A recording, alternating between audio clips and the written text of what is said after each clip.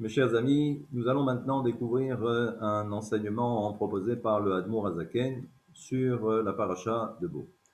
Le verset dit Be'etzem hayom hazeh yatzum kol tzivot Hashem me'eretz Mitzrayim, que sont sorties d'Égypte toutes les armées de Dieu.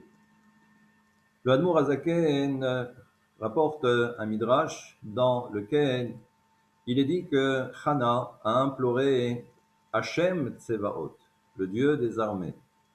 Et le Midrash nous dit que Akadosh Baruch Hu fait remarquer que c'est la première fois depuis la création du monde que l'on emploie justement ce nom de Hashem Tsevaot. C'est pour cette raison que Dieu dit que le fils de Hana, donc Shmuel, le prophète Shmuel, lui également s'adressera à Akadosh Baruch Hu par Hashem Tsevaot.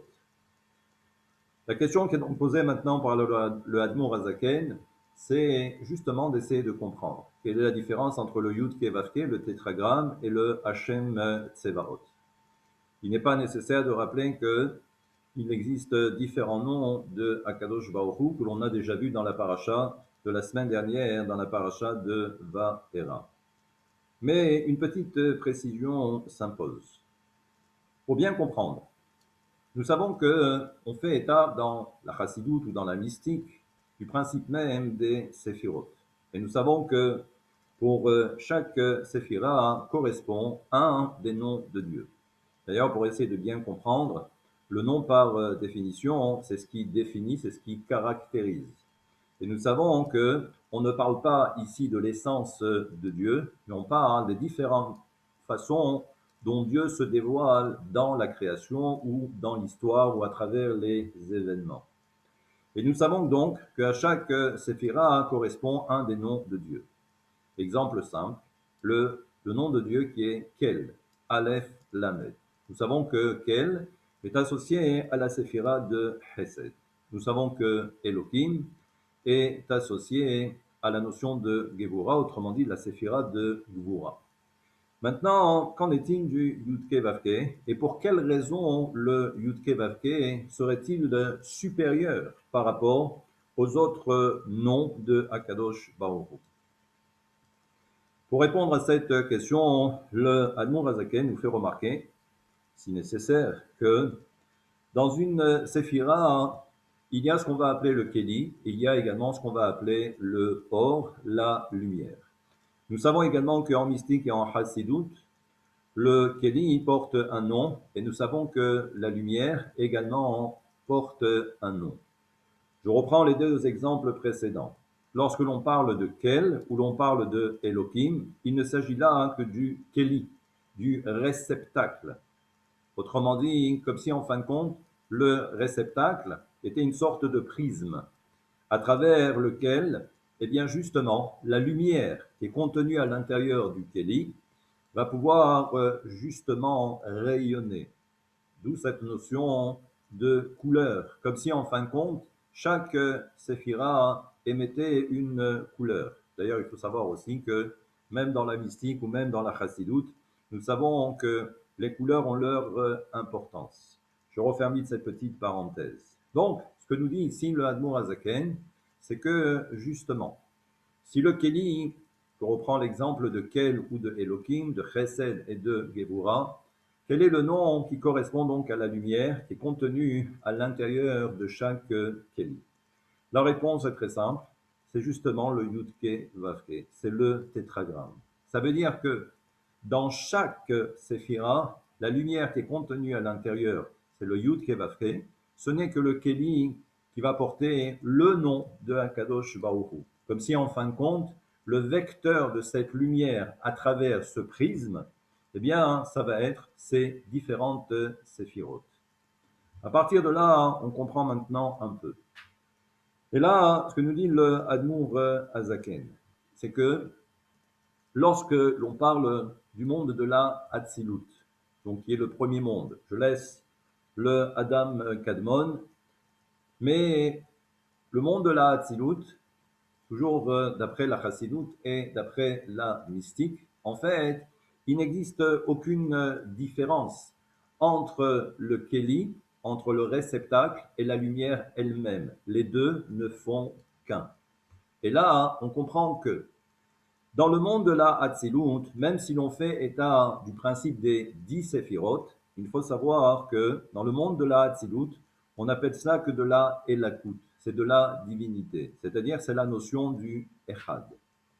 Pour bien comprendre, c'est que, et là aussi on a eu l'occasion d'entrevoir cet enseignement lorsque la Torah nous dit que on est au Gan Eden et il y a ce fameux Nahar Yotse Eden. Là aussi, on ne va pas rentrer là-dedans, mais c'est tout l'Inyan de Chokhmah, Bina, et ensuite c'est toute cette lumière qui descend de Chokhmah et de Bina, pour arriver jusqu'à la Séphira de Malchut, donc qui est la dernière Séphira du monde de la Hatzilut.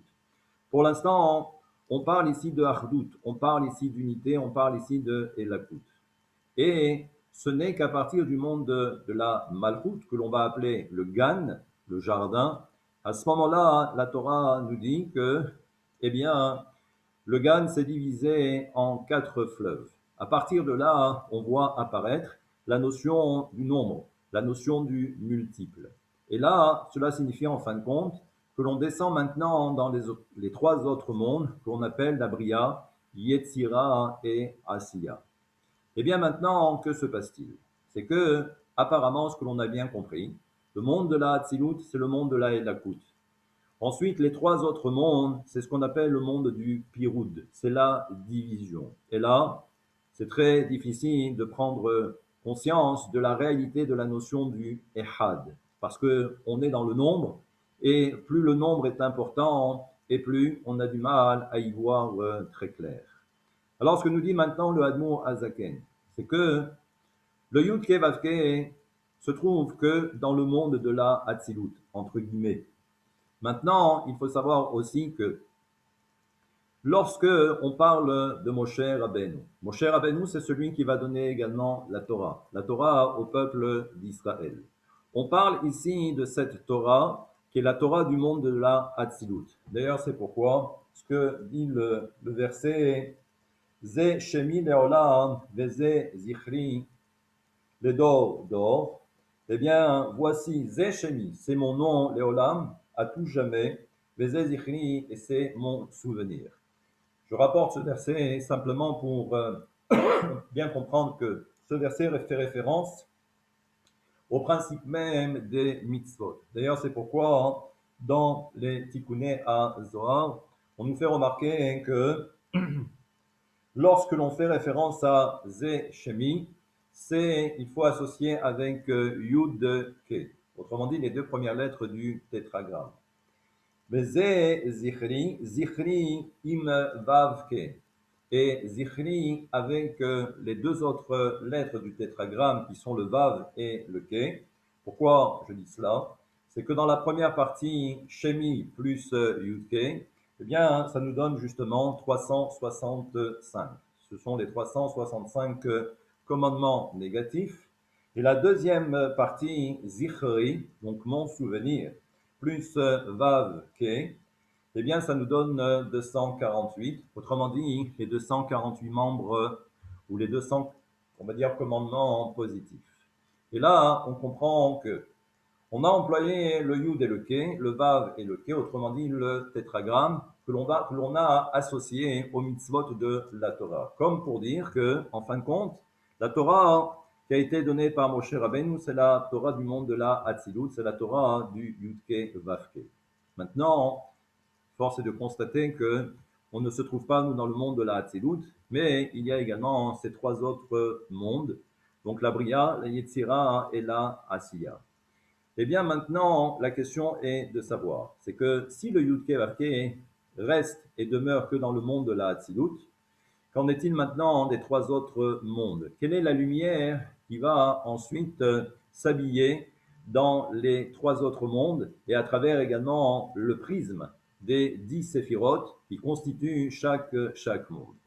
Eh bien, ce que nos sages nous font remarquer, c'est que justement, le Admor Azaken, c'est que eh bien, c'est le principe même de Tsevaot.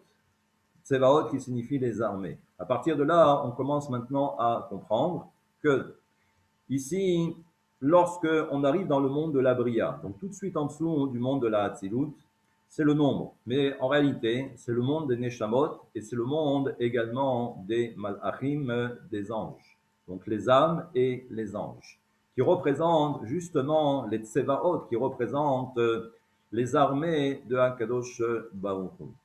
Et bien maintenant, pour faire le lien, pour faire la transition entre le monde de la Hatzilut et les trois autres mondes, eh bien c'est pourquoi ce que nos sages nous font remarquer, c'est que lorsque Moshe Rabbeinu invoque dans la Torah toujours le tétragramme, le Yud Ke Vav Ke, c'est parce que il fait partie justement du monde de la Hatzilut. À partir du moment où Moshe Rabbeinu n'est plus et d'autres prophètes vont maintenant lui succéder, eh bien c'est pourquoi on va voir apparaître le Hashem Tsevaot. C'est-à-dire que les prophètes vont avoir pour mission de faire descendre le Yud Ke Vav Ke pour ensuite se réfugier entre guillemets dans le Tsevaot qui se trouve dans le monde de la Bria, Yetzira et Asiya.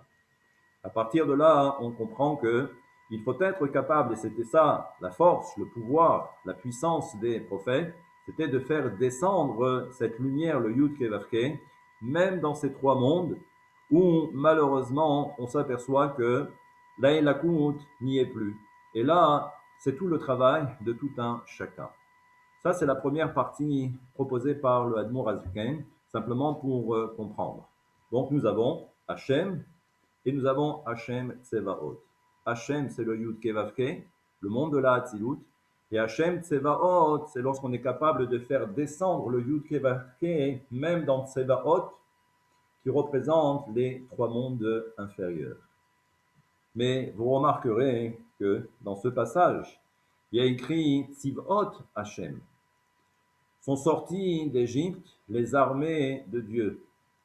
Tzivot Hachem. Alors que normalement, lorsque le nom de Dieu est employé, c'est Hachem Tsevaot. On a inversé.